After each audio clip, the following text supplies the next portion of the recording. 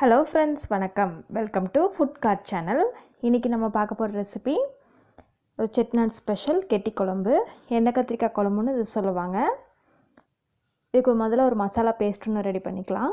இதுக்கு கொஞ்சமாக தேங்காய், ஒரு 3லேருந்து 4 சின்ன வெங்காயம், பூண்டு பல் ஒரு 3, சீரகம், சோம்பு, மிளகு இது 3 ஒரு அரை ஸ்பூனு, இதோட ஒரு 2-3 முந்திரி பருப்பு, கொஞ்சம் கசகசா இது எல்லாத்தையும் போட்டு நல்லா நைஸாக அரைச்சிக்கலாம். மை மாதிரி இதை அரைச்சி ரெடி பண்ணி வச்சுக்கோங்க. அடுத்தது தாளிக்கிறதுக்கு என்னென்ன வேணும் அப்படிங்கிறத காமிக்கிறேன். இதில் கொஞ்சம் கடுகு, உளுந்தம்பருப்பு, வெந்தயம் இது 3 எடுத்து வச்சுருக்கேன். இதோட வரமிளகா, ஒரு 10-15 சின்ன வெங்காயம், ஒரு 5-6 பூண்டு பல், இதோட தக்காளி ஒரு 5 தக்காளி பழம் சின்ன சின்னதாக நறுக்கி வச்சுருக்கேன். தக்காளி நிறையா போட்டிங்கன்னா தான் அந்த குழம்பு நல்லா டேஸ்ட்டாக இருக்கும். அதனால் தக்காளியை கொஞ்சம் நல்லாவே போட்டுக்கோங்க. இது ஒரு 10 கத்திரிக்காய் எடுத்து இந்த மாதிரி நீல வாக்கில் நறுக்கி வச்சுருக்கேன். ஒரு ஆப்போசிட் சைடில் பூச்சி இருந்துச்சுன்னா இந்த மாதிரி கட் பண்ணி விட்டுருங்க. கட் பண்ணி நல்லா கழுவி எடுத்து நல்லா புழிஞ்சு இதை எடுத்துக்கோங்க. இது தண்ணியோடு போட்டிங்கன்னா உங்களுக்கு எண்ணெய் ரொம்ப தெறிக்கும் உங்கள் மேலே.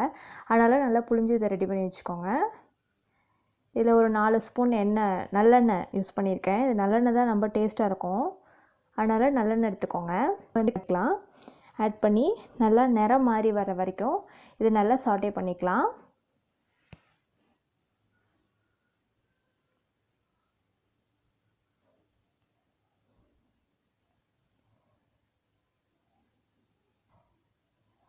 பார்த்திங்கன்னா இந்த மாதிரி பிரட்டி விட்டீங்க அப்படின்னா உங்களுக்கு எல்லா பக்கமும் ஒரே மாதிரி நிறம் மாதிரி வந்ததுக்கப்புறம் இந்த கத்திரிக்காய் எல்லாத்தையும் எடுத்துருங்க.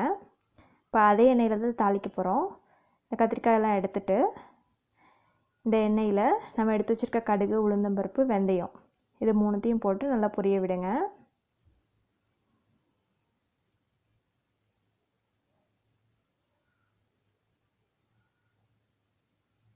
வரமிளகா ஆட் பண்ணிக்கிறேன். இதில் பூண்டு,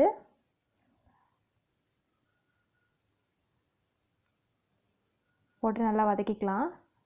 அடுத்தது சின்ன வெங்காயம் நறுக்கி வச்சுருந்த சின்ன வெங்காயம் 2 நறுக்கி வச்சுருக்கேன். இதை போட்டு நல்லா வதக்கிக்கோங்க. வெங்காயம் நல்லா நிறம் மாதிரி வரும்போது தக்காளி ஆட் பண்ணி நல்லா மசிஞ்சு வர வரைக்கும் இதை நல்லா வதக்கிக்கணுங்க. தக்காளி ஆட் பண்ணிடுறேன்.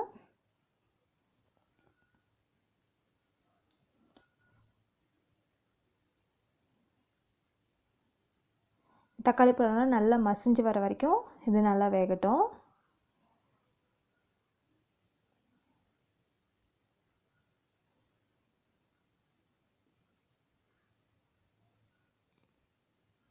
ஒரு 2-3 நிமிஷம் ஆகும், அதுக்கு வெயிட் பண்ணலாம். பார்த்திங்கன்னா நல்லா தக்காளியில் இப்போ நல்லா மசிஞ்சிருச்சு. இப்போ ஸ்பைஸ் பவுடர்லாம் ஆட் பண்ணிக்கலாம். இதில் ஒரு 2 ஸ்பூன் தனி மிளகாத்தூள், 3 ஸ்பூன் மல்லித்தூள் ஆட் பண்ணிக்கிறேன்.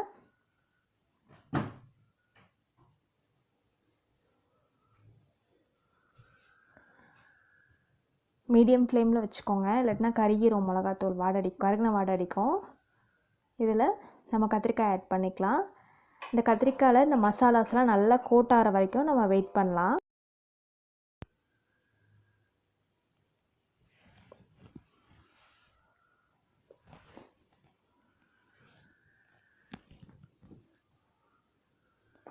இது ஒரு 3-4 நிமிஷம் வேகட்டும்.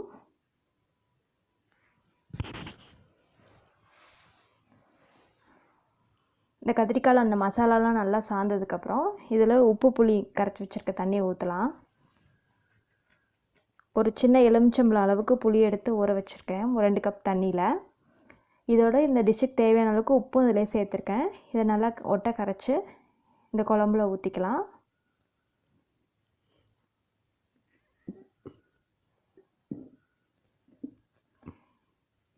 இதை நல்லா ஒரு கிண்டி விட்டுட்டு அரைச்சி வச்சுருக்க மசாலா, தேங்காய் மசாலாவும் இதில் நம்ம ஆட் பண்ணிடலாம்.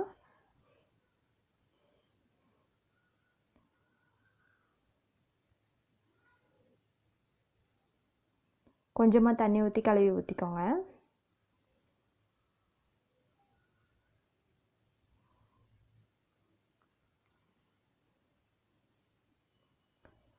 இது எல்லாத்தையும் ஆட் பண்ணதுக்கப்புறம் வந்து உப்பு புளி காரம் எல்லாம் கரெக்டாக இருக்கான்னு செக் பண்ணிக்கோங்க. இப்போ நான் போட்ட அளவு எல்லாத்துக்குமே கரெக்டாக இருக்கும். இல்லை உங்களுக்கு தேவைப்படுதுன்னா ஆட் பண்ணிட்டு இப்படியே ஒரு 10 to 15 நிமிஷம் வரைக்கும் இதை நல்லா லோ ஃப்ளேமில் வச்சு வேக வச்சிங்க அப்படின்னா இந்த மாதிரி எண்ணெய் பிரிஞ்சு வரும் மேலே. அப்போ வந்து நம்ம இதை இறக்கி சர்வ் பண்ணிடலாங்க. பார்த்திங்கன்னா குழம்பும் நல்லா கெட்டியாயிடுச்சு.